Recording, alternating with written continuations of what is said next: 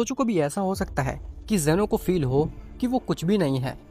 Dragon ball super में grand priest ने कहा था कि जेनो ने एक बार गुस्से में आकर के कई यूनिवर्सेस इरेज कर दिए थे, लेकिन उसके बारे में किसी को नहीं पता। और आज मैं उसी के बारे में तुम्हें बताने वाला हूँ कि आखिर ड्रैगन बॉल का पास्ट क्या था। अब शुरू करते हैं अपनी वीडियो को। तो यूनिवर्सेस के बनने से पहले, जब टाइम या फिर लाइट या फिर मैटर जैसी चीज़ भी एग्जिस्ट नहीं करती थी, बल्कि कुछ भी एग्जिस्ट नहीं करता था, सडनली एग्जिस्टेंस में एक स्पार्क जनरेट होता है। वो स्पार्क कोई बीइंग नहीं था, कोई पार्टिकल नहीं था, वो एक अवेयरनेस थी। मानो कि अचानक से एग्जिस्टेंस के पास में अवेयरनेस आ गई हो, अचानक से एग्जिस्टेंस के पास में दिमाग आ गया हो। तुम इस चीज़ को ऐसे समझ सकते हो मानो कि तुम एक अंधेरे भरे कमरे में बैठे हो और वहाँ पे कुछ भी नहीं है, लेकिन तुम्हें फील होता है कि तुम्हारे पास कोई चल के आ रहा है। तुमने उसे टच नहीं किया, तुमने उसकी आवाज़ नहीं सुनी, लेकिन तुम्हें फील होता है कि कोई चीज़ तुम्हारे पास आ रही है। ठीक ऐसा ही अचानक से एक फीलिंग जनरेट होती है नथिंगनेस में कि मैं कौन हूँ, मैं क्या हूँ। और केवल ये सोचने की वजह से ही लाइट का क्रिएशन हो जाता है। वो थॉट, वो ब्रेन जो भी था, वो जेनो ही था। वो कैसे आया, वो कहाँ से आया, उसे भी नहीं पता। वो बस आउट ऑफ नोवेयर आ गया। जब जेनो सोचता है कि एग्जिस्टेंस कैसा दिखना चाहिए, तो लाइट का क्रिएशन हो जाता है, मैटर्स का, एंटी मैटर्स का, इवन स्पेस टाइम का और रियलिटी का क्रिएशन हो जाता है। जेनो अभी समझ ही रहा होता है कि आखिर ये सब चीज़ें हैं क्या, कि तभी रियलिटी, मैटर, एंटी मैटर और जितनी भी एनर्जीज थी वो आपस में इंटरैक्ट करने लगती है।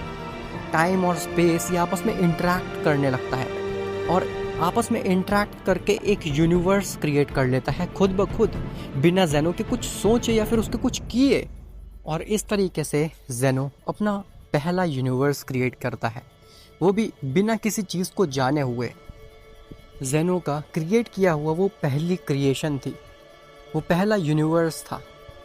जेनो उस यूनिवर्स की क्रिएशन को देखने के बाद में इतना ज़्यादा प्यार में पड़ जाता है, जैसे कि एक बाप अपने बच्चे के लिए प्यार में पड़ जाता है। जेनो के लिए वो कोई मामूली यूनिवर्स नहीं था, वो जेनो का सबसे पहला क्रिएशन, सबसे पहला यूनिवर्स था। और जेनो को वो फीलिंग इतनी ज़्यादा अच्छी लगी कि वो बार बार यूनिवर्सेस क्रिएट करता गया। और हर यूनिवर्स एक अलग इमोशन के साथ में क्रिएट कर रहा था। जेनो कोई आर्किटेक्ट नहीं था, बल्कि वो एक आर्टिस्ट था जो कि अपनी इमेजिनेशन और अपने इमोशन की मदद से यूनिवर्सेस को क्रिएट कर रहा था। जेनो ऐसे करते करते 17 यूनिवर्सेस क्रिएट कर चुका था। और जब बारी आई यूनिवर्स 18 क्रिएट करने की, तो जेनो ने सोचा क्यों ना एक ऐसा यूनिवर्स क्रिएट किया जाए जो कि परफेक्ट हो, जिसमें कि वो सारी प्रॉब्लम्स ना हो जो कि उसने बाकी 17 यूनिवर्सेस में देखी।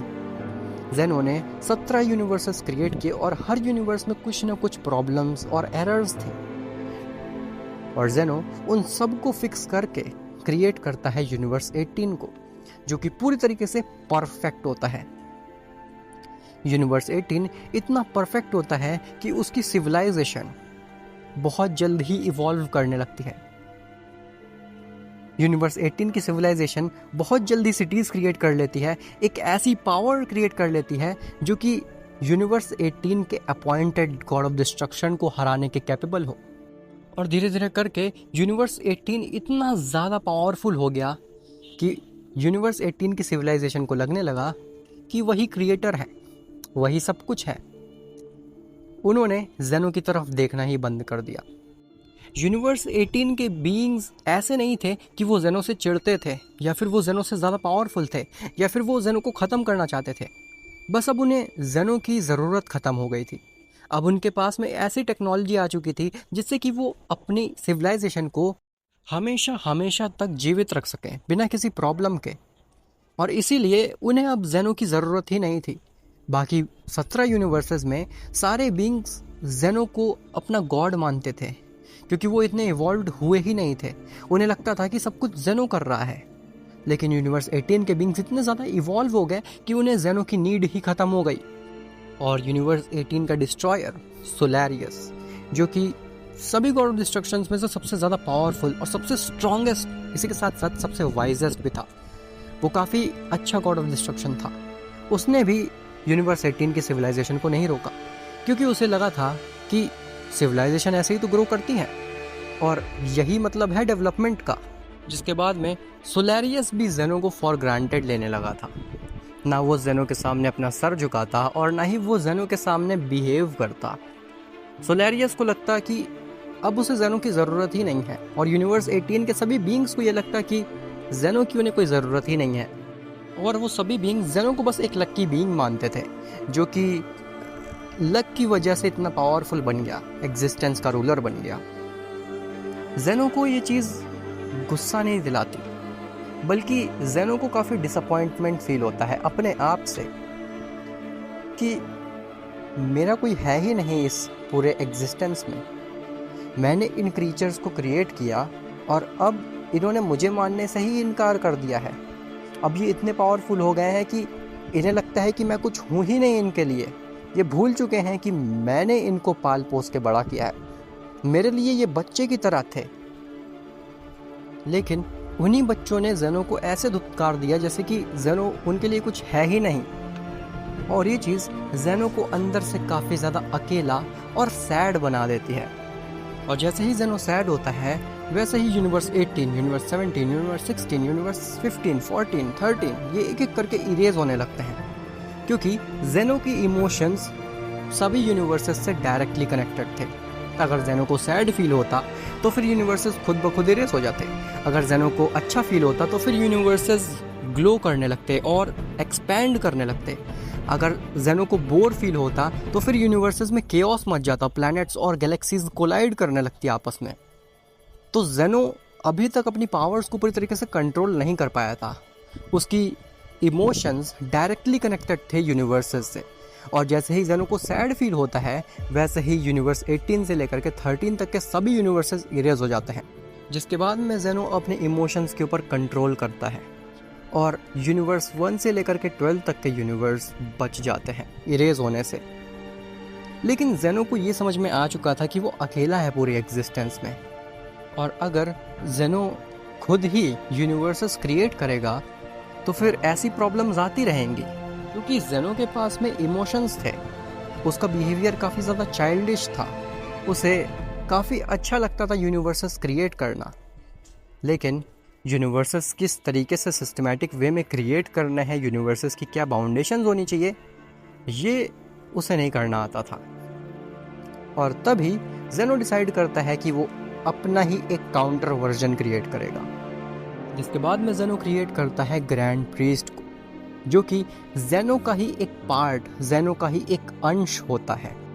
जेनो ग्रैंड प्रीस्ट को इस तरीके से क्रिएट करता है कि ग्रैंड प्रीस्ट ना ही सिर्फ पावरफुल हो, बल्कि वो वाइज भी हो, जो कि जेनो की फीलिंग्स को समझे और उसकी फीलिंग्स को समझ करके चीज़ें क्रिएट करे एक स्ट्रक्चर्ड, एक सिस्टमैटिक तरीके से, ताकि जो जेनो ने गलती की वो दोबारा ना हो सके और सभी यूनिवर्सेस बैलेंस्ड तरीके से वर्क करें।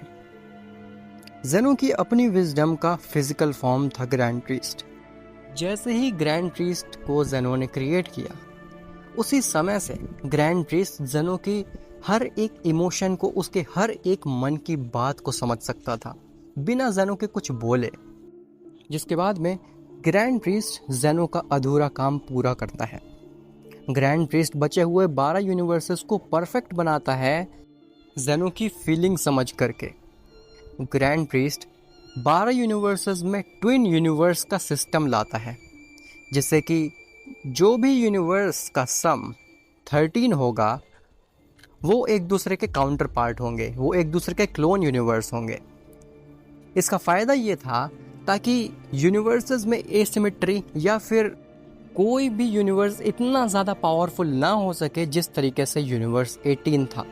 यूनिवर्स 18 ने सारी लिमिटेशन की हद पार कर दी थी। वो अगर जेनो उन्हें इरेज नहीं करता या फिर वो इरेज नहीं होते तो फिर हो सकता था कि कुछ समय में वो खुद ही जेनो बन जाते, और ऐसा ना हो इसीलिए ग्रैंड प्रिस्ट ये ट्विन यूनिवर्सेस का रूल लगाता है।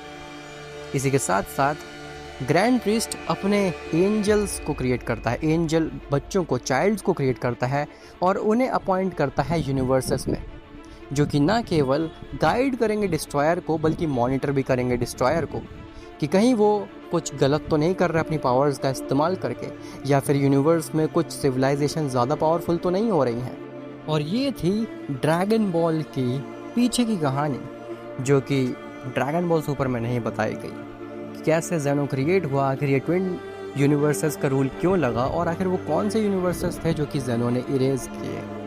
जब मैं इस टॉपिक के बारे में रिसर्च कर रहा था तो मुझे भी काफ़ी नई नई चीज़ें पता चली ड्रैगन बॉल के बारे में, और जितना भी हमें पता है उसके बेसिस पे मैंने इस वीडियो को डिज़ाइन किया है।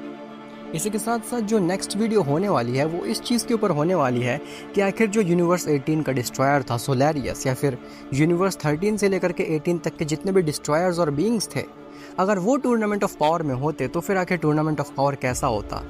और उनको कंपेयर करूँगा मैं ड्रैगन बॉल सुपर के सबसे स्ट्रॉन्गेस्ट बीइंग्स से, जैसे कि बीरस या फिर एंजल वीस या फिर गोकू वजीटा जिरन, ताकि तुम्हें समझ में आ सके कि कितने ज़्यादा ओवर पावर्ड थे यूनिवर्स 13 से लेकर के 18 तक के यूनिवर्सेस।